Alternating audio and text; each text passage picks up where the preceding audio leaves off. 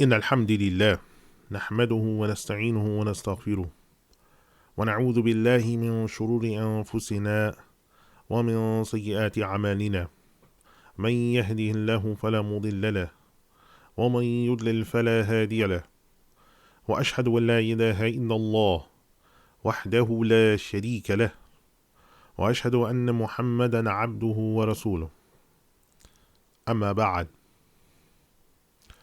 Alhamdulillah, we are looking at the 26th of Jumada al-Ula, 1442. We're going to be looking at today the introduction to the book, the clarification on the methodology of Imam Ahmad Muhammad. We're going to be looking at the introductory remarks. So we've gotten past the commendations of all the muraji and sheikhs of quality, what they have said about this text. We're now coming to the author, Shaikh Mustafa Ulayyan, and we're going to talk about what Shaikh Mustafa Hamdu Ulayyan, what he has said. How did this book come about? What are his goals? What are his objectives? Because this will help us get a better understanding of what we're going into, inshallah. So, the Shaykh, he starts, مقدمة المؤلف بسم الله الرحمن الرحيم, author's introduction, in the name of Allah, the merciful, the compassionate. الحمد لله رب العالمين والصلاة والسلام على سيد الخلق وخاتم المرسلين وعلى آله وصحبه أجمعين وعلى من اتهدى بهداه إلى يوم الدين وبعد. Praise be to Allah, the Lord of all creation, and peace and blessings be upon the master of creation, the seal of the messengers, and upon the household, the family, the companions all together, and upon man ihtada, whoever seeks the guidance, bihadahu, with his guidance, or bihudahu, ila yawm ad-din, up until the day of resurrection. Muba'ad. And what comes next? فقد أشار علي شيخنا المعمر الشيخ محمد عصام ابن الشيخ حسن ابن الشيخ محمد ابن الشيخ الإمام حسن الشطي الدمشقي صليل الأسرة الشطية الحنبلي حفظه الله ورعاه بكتابة كراسة في زيادة توضيح بعض المسائل المهمة في مذهب إمامنا المبجل أحمد بن حنبل رضي الله عنه وفي الرد على بعض الشبهات التي يتهم بها المذهب. It was brought to our attention by our long-lived Sheikh, namely the Shaykh Muhammad Isam, the son of the Shaykh Hassan, son of the Shaykh Muhammad, son of the Shaykh the Imam Hassan Ash-Shatti of Damascus, the flag carrier of the Shatti family, the Hanbali family. May Allah preserve him and keep him under his protection, in that he wrote together and collected together a small booklet in expanding the clarification of some important principles and matters regarding our noble Imam Ahmad ibn Hanbal, as well as rebuking some doubtful matters that have been attributed to this madhab. فاستجبت لذلك واستعنت بالله الواحد الأحد على إخراج هذه الكراسة المختصرة في التعريف بإمامنا وبمذهبه ومنهجه، وأسميته إضاءات على مذهب الإمام أحمد على منهج الإمام أحمد بن حنبل. So I answered that call and sought Allah's help, the one and unique, the only existent, in bringing together this noble booklet that was summarized, in which it might be known our Imam, his madhab, and his methodology. And I named it Clarification upon the Methodology of the Imam Ahmad ibn Hanbal. فإن هذه الجوانب لم تطرق بعد في سيرته وحياته, because these particular things had not been brought out before regarding his lifetime and his life in such a clear but also summarized way before.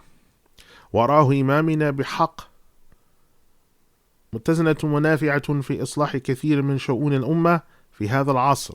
قال الإمام أبو بكر الخلال رضي الله عنه.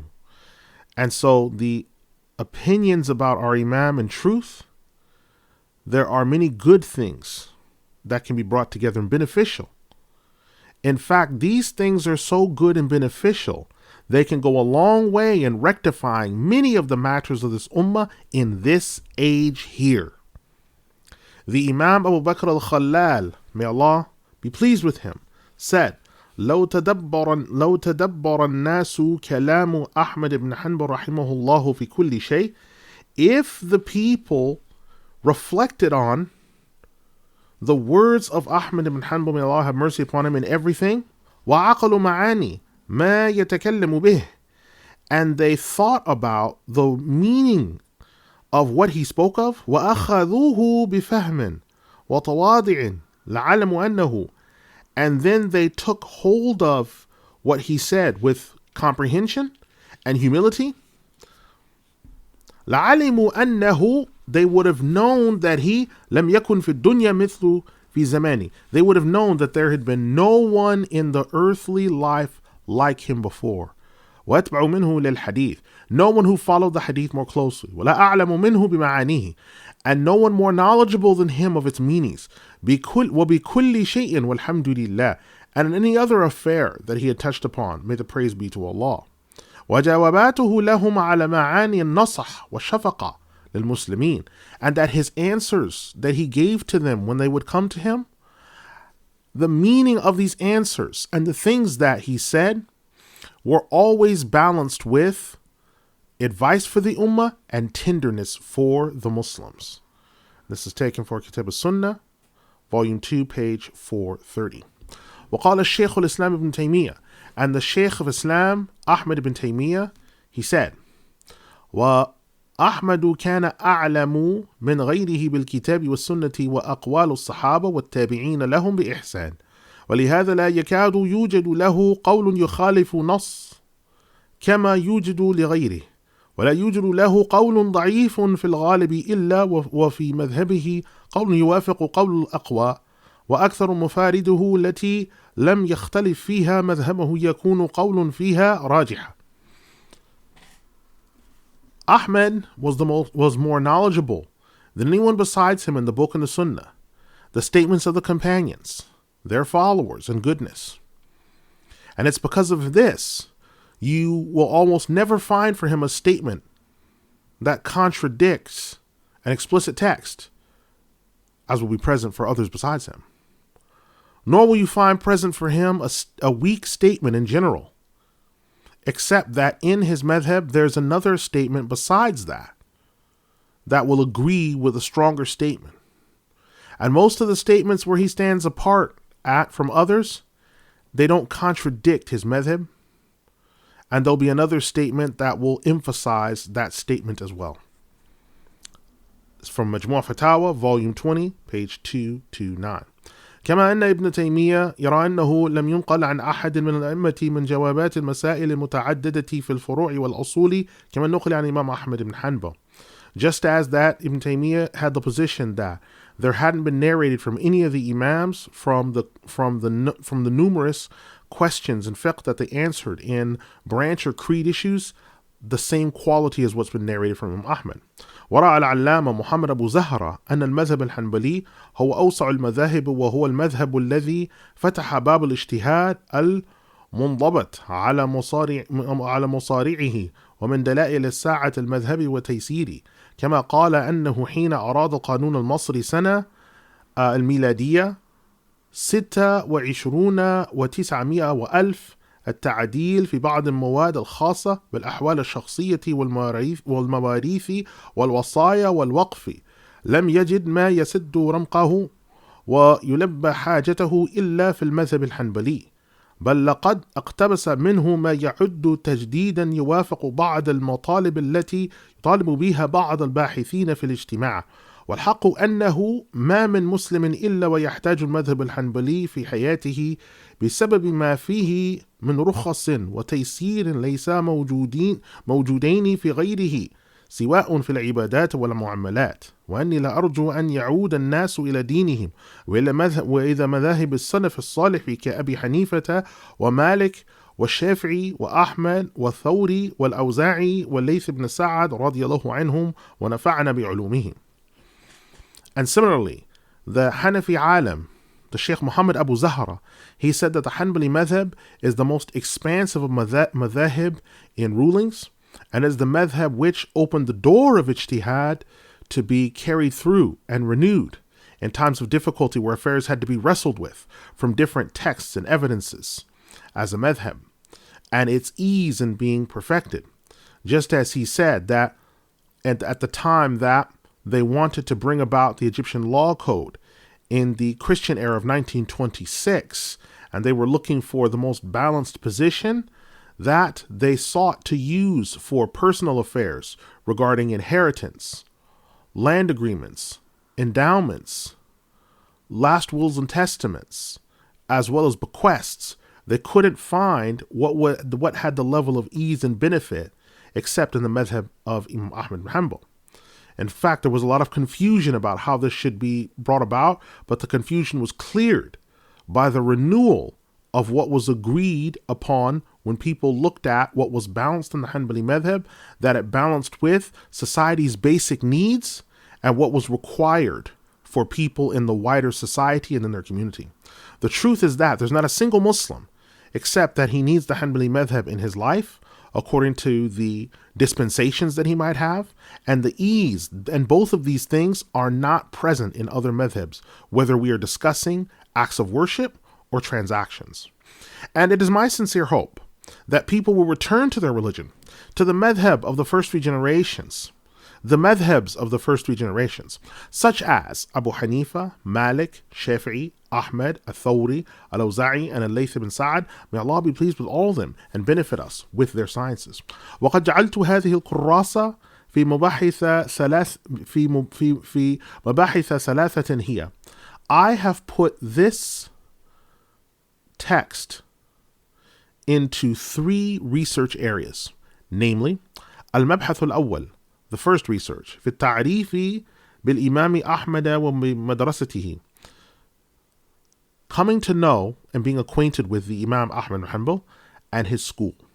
المبحث الثاني, the second research, منهج الإمام أحمد في العقيدة والدعوة, the methodology of the Imam Ahmad bin Hanbal in creed and da'wah. المبحث الثالث, the third research, شبهات حول المذهب الحنبلي وردها, doubtful matters around the Hanbali madhab and rebuking these affairs. فأسأل الله القدير أن ييسر إتمام هذا البحث. I ask Allah, the able, the powerful, that He make the completion of this research easy for me. وأن يضع له القبول عند طلبة العلم, and that it might gain widespread acceptance among the students of knowledge. وأن يكون وسيلة من وسائل الإصلاح والائتلاف بين المسلمين, and that this might be a means of resolving matters and be a means for rectification and calming the hearts of the people among the Muslims. وقد قال إمامنا تعلم العلم وتعليمه أفضل من الجهاد. And the Imam said, learning knowledge and teaching it is better than jihad. Al-Furu' by Imam Muflih, Volume 1, page 523, and Al-Insaf by Imam Alauddin al-Mardawi, Volume 4, page 100. Well, Urwi fil Athar, there was a narration given in one of the previous narratives. ليس العلم بكثرة الرواية ولكن العلم بالدراية. Knowledge is not by how many narrations, but it is knowledge of the right understanding and carrying it out in its obligatory affairs. يا من إليه تضرعي وتوسلي ولديه طال تقشفي وتذللي. Look at him, the one who needs to be humbled and seeks his means. In his presence, Allah, he humbles himself, long-standing, and brings himself low. إني فرغت الباب أرجو توبة. Indeed, I have finished قرعت إني قرعت الباب أرجو توبة. I have knocked on the door hoping for repentance. وبحبة يا ذا العطاء المنهلي. And I've hoped for the love that I shall be given. To you, O the possessor who gives for those who seek from him. فاغفر ذنوبي يا إله وكن إذا. Forgive my sins, O my God. وإذا أمسيت فردا مؤنسي في منزلي. And when I am in my house alone by myself, on my lonesome, be my company. ما لي إليك وسيلة إلا الرجاء. I have no means to you except the hope that I have for forgiveness of sins. وجميل عفوك, and the grace of your pardon. ثم إني حنبلي. And also I am Hanbali in the creed and other affairs, and this I hope is a means to you. So this is the end of the introductory remarks by Shaikh Mustafa Ulayyan. Now, there's a couple of things that stick out. One of them is the big Hanafi scholar, Shaikh Muhammad Abu Ja, big Hanafi scholar. He wrote a book on the madhabs that in some printings it's 7 volumes, and in some it's 5, and one I saw it's 8, depending upon print size and print house. And it covers the 4 madhabs, and then some it also talks about cults that sprang up in modern movements. But this particular sheikh made mention of the madhab of Imam Ahmad ibn Hanbal in glowing remarks, even though it is not his own, and he is Hanafi. And they also discussed that when they had to resolve certain affairs and renew fiqh rulings, right, during periods of tajdeed. As we know, there is a hadith of the Prophet Muhammad sallallahu alaihi wasallam in which he said, at the beginning of every 100 years, the qarn, at the beginning of every era, there shall be a mujaddid or mujaddids that renew the matter of this religion. So at that point, he said, Muhammad Abu Zahra said it was the Hanabila, the Hanbali scholars, that opened the door of ijtihad, and it was due to their easiness and their leniency that this was able to be accomplished. Now, this is important because although they used the rulings of the school, whether it was Egypt or Sham, there was an attempt in the early part of what is called of the Kafir era, the 20th century, to have the Hanbalis become a state madhab. And at this time in Syria as well as in Egypt, the Hanabila, they rejected this. They said, we'll give you rulings, and we'll give you rulings, and you can use the rulings, but we will not become a state madhab. Well, why? Why would they refuse such a thing? Well, the same thing was attempted in the time of Imam Ahmad. The same thing was attempted in the time of Al-Hajj Abu Ja. Here's why. Hanabila have always been independent, and they've always never depended upon the governors or governments. And it's because of this that they never went into the colonial period. So they don't have to go through a revamp, or they don't have to go through issues where they've got to rewrite books because they were in the colonial period and their texts were tampered with by the colonists or colonialists or other weird things like this. They don't have that. So they don't have struggles within the fiqh where they're talking about, is democracy licit with Islam or not, or is interfaith part of, our way or not, or the Napoleonic law codes. Like sometimes you'll find some muftis of other schools, they're making references to like the Napoleonic law code or the Roman law code. And that's because they went into this colonial period. The Hanabila, wherever they've been or wherever they've ruled or wherever they've been in control, they've never had this problem. Ibn Kathir, in fact, mentions this in volume 7 of his Al-Bidayah wa Nihaya. He mentioned that Jilan, where Shaykh al-Qadr Jilani, rahimahullah, his family settled before he came to Iraq, which is in northwestern Iran. It's near Turbat-e-Jom and other areas. He said, when we came there, we found that the people there are strict on their creed and strong in their fiqh. And he said there's very, very few opportunities where an innovator or any corruption could gain a foothold among them. And they are the best of people. Now, this is his statement as a Shafi'i, as an Ash'ari. This was his statement. So we see that wherever the Hanabila have ruled and governed, that they've been able to avoid the colonial period by not becoming a state-sponsored madhab. And by not becoming a state-sponsored madhab, here's what you avoid. One is funding issues. When you look in the United States, the Christian churches in the United States are what is known as 501c status, which means that they have charities. They are belonging to a charity status, which means that they are not taxed by the government. Because they're not taxed by the government, the condition for them not being taxed is there are certain terms and conditions that they must abide by. If you have an opportunity, look up 531c status.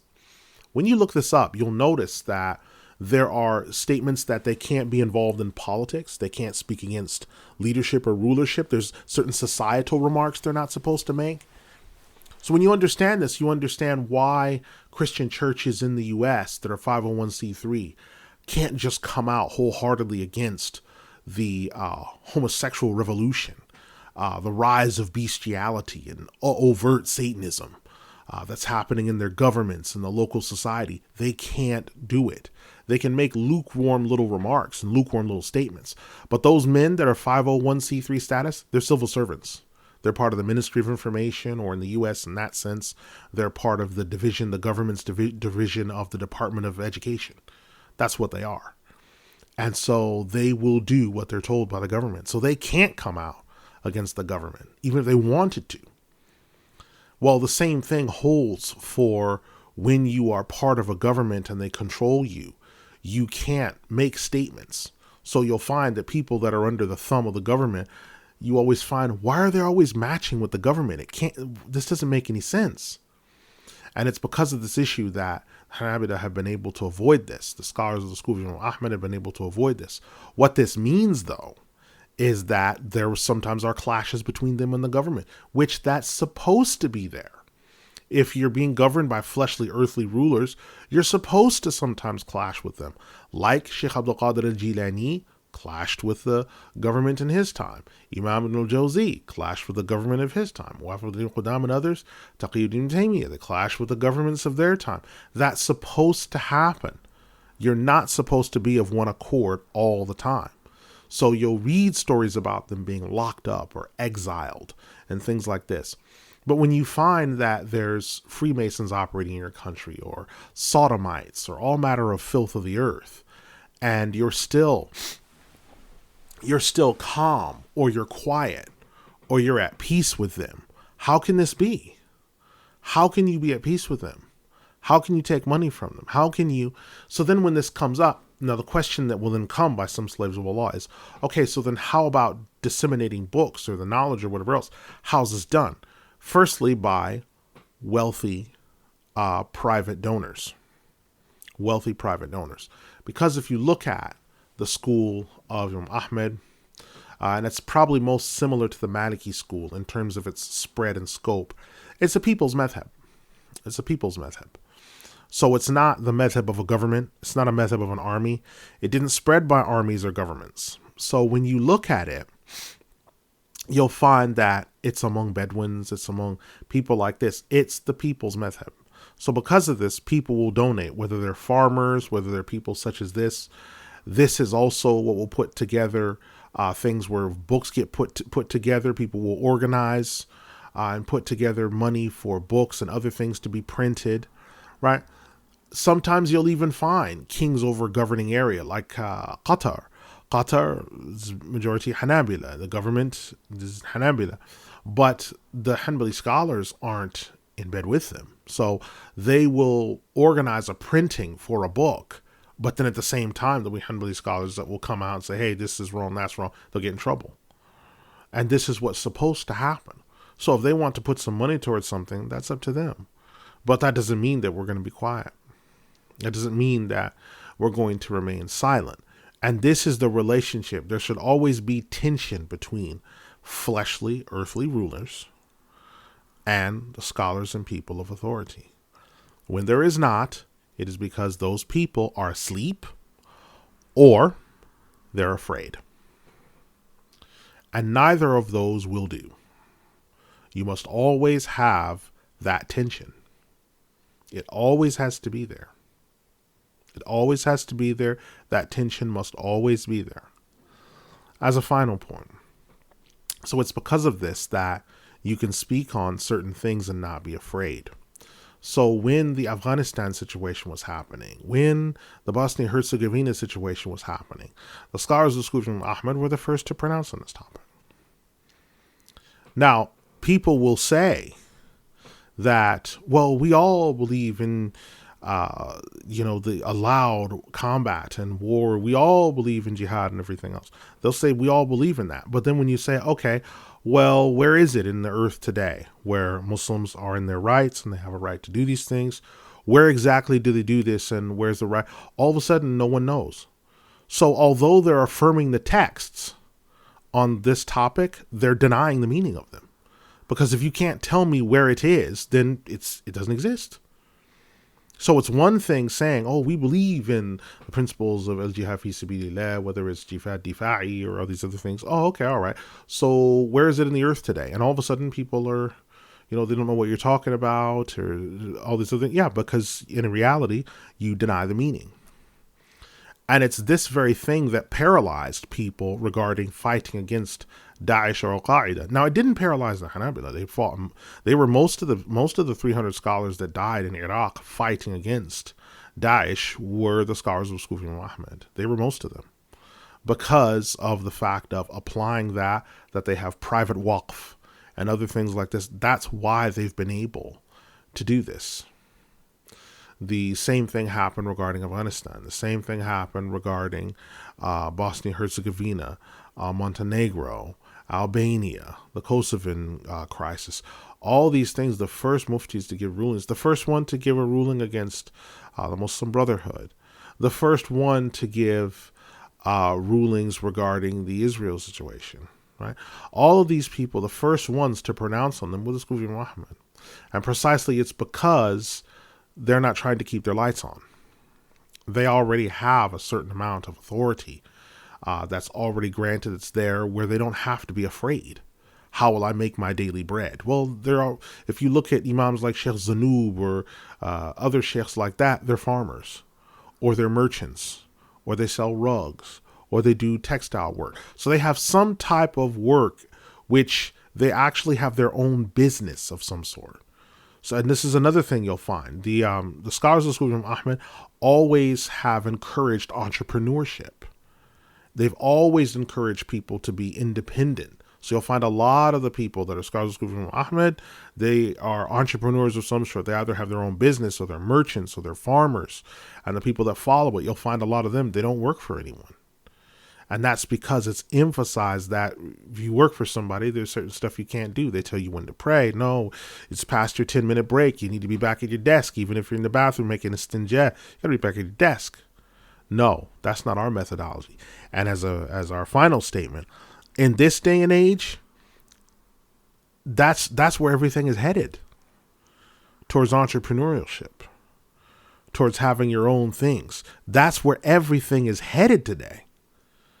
So you need to get ahead of the curve.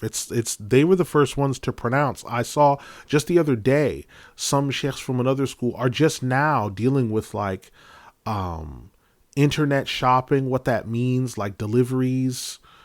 Let's see, it was deliveries, internet shopping, trading online, currencies and everything else. This is stuff that we dealt with probably the 1340s Hijri. And now we're in 14. This is stuff we dealt with almost 100 years ago. We already talked about what happens if you can't see a package, but you know what you're getting. And if you know the description of it, but you can't see it. And this stuff was dealt with. Sheikhs like Abdul Qadir bin Badran, Abdullah bin Khalaf, Dahyan, and people like this. This was dealt with a long time ago. And that's why you'll notice the Gulf countries using currency, right? Currency versus using things as currency besides what's agreed upon as currency, such as instead of coinage, if someone says, well, I'll trade you this much corn for this much oil. Okay. This in fact is the reason why the Gulf countries were able to explode onto the world with wealth the way they were able to, because their currencies didn't have any competitive wealth against the U.S. currency, which was the reserve currency. So what did they do? They used oil as money. They said, we'll give you this oil for these things. And that sort of leapfrogged them, where they were able to jump past the Industrial Revolution that took 150, 200 years in the United States and in the United Kingdom. They leapfrogged past that in 20 years. If you want to get an understanding of that, go look at the history of the technological advancements that they made. 20 years, they squeezed 150, 200 years into 2 decades and leapt forward. None of this is possible without the scholars of Scripture. And this is extremely important.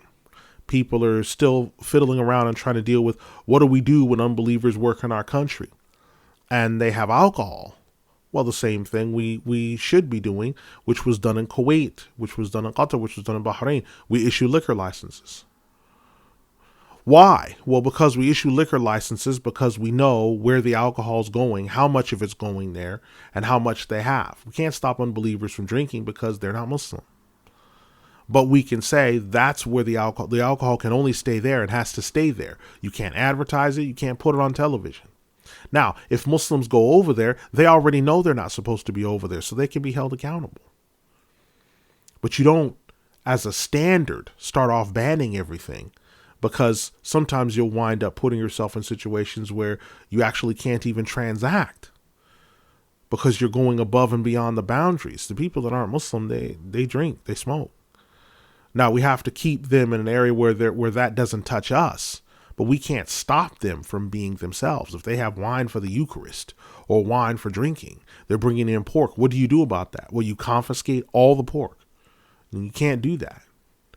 So this is why these rulings were passed, because in order to transact with people, when the Messenger of Allah sallallahu alaihi wasallam received the ruling, so the Ma'idah 5th Surah 90 about the prohibition of intoxicants, they poured out all the wine in Medina, yes, that the Muslims had, not every and any and all, because there were people who weren't Muslim that still had wine, like Christians were still doing the Eucharist at that time in Najran. So it wasn't that everywhere it was being used. Christians came and visited them. They had wine. The Jews, they came and visited them. They had wine.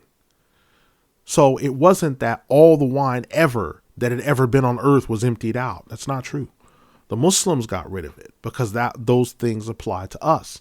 And if you study usul al-fiqh regarding what prohibitions are due to unbelievers, and this is another difference of opinion, the scholars of the school of Imam Ahmad say that because the unbelievers don't believe in the usul of the shara, meaning belief in Allah, the last day, and so forth, they're not obligated to follow the furu', which are the branches, which in this case is talking about don't eat pork, don't take intoxicants, don't do these things. They're not accountable for those things. Now, we can reduce the corruption that they might do in our areas. We can stop them from doing that. But when they're in their own areas or they do their own things, we can't stop them from doing that. We don't have we don't have any power to do that in the shara. So that's just what I wanted to share with you today. And some of that we'll also be touching on as we go and we talk about the scope of the school, its spread, and how really that's the way forward for the Ummah in terms of rectifying things, especially in this time of digitization and community work and everything else. We've already laid the blueprint for how this is to be done anyway. So this is the school that's already laid the blueprint.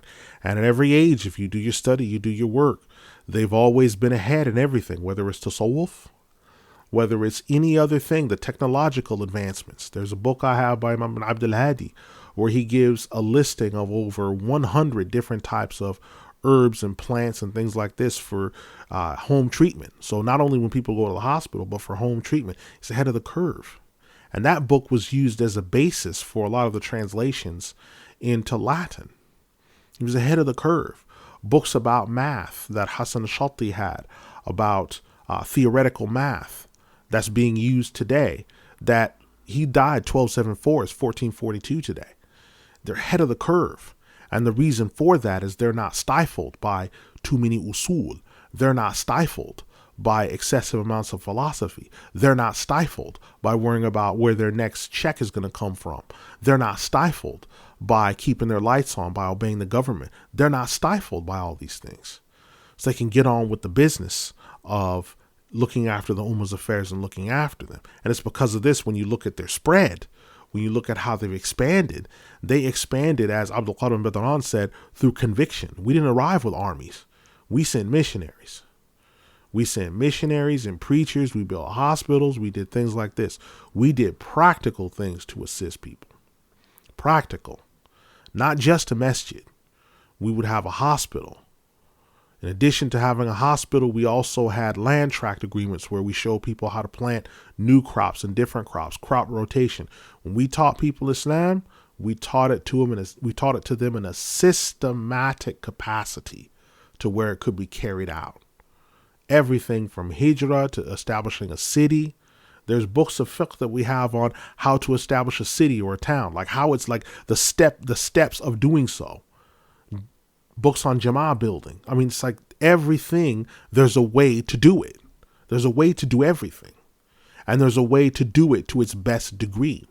And this goes back to the very foundation of the city of Al-Basra that Umar radiallahu anhu had built, where he said, look down on a cross on the right and left and look to make sure that where this city will be built, that there's not a single idol that has ever been worshipped here.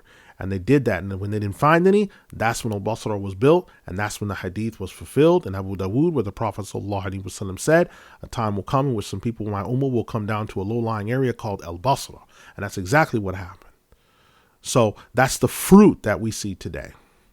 And we'll be talking more about that as we go along, because the author will be, Shaikh Mustafa will be breaking down some things. But I wanted to put this out there for your own reflection and your own edification.